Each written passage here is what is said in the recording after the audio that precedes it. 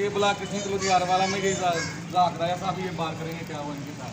जी sir, मैं आपसे ये कहना चाहता हूँ कि मुझे तबादला किया गया है कि मैं एज ए सेंट्री वर्कर सफाई में झाड़ू के सर अंजाम दे रहा हूँ, लेकिन इन्होंने मुझे मियाँ जमाल साहब और दीगर एफ जमादार साहब ने भी मिली भगत से मुझे ओवर सिविल लैंड में उतारने की कोशिश की है।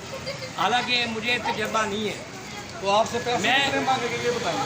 देखो जी, ये तो मैं कह रहा हूँ कि ये रिश्वत के बगैर ये चलते ही नहीं है। कितने पैसे मांगे ये बताएं।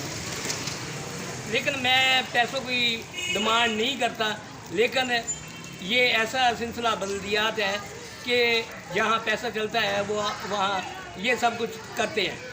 लेकिन ये एज ए ना मेरी कोई शिकायत है ना कोई प्रोटेस्ट है, तो फिर भी जमाल साहब ने फौरी तौर पर या जबरी मेरे ऑर्डर किए।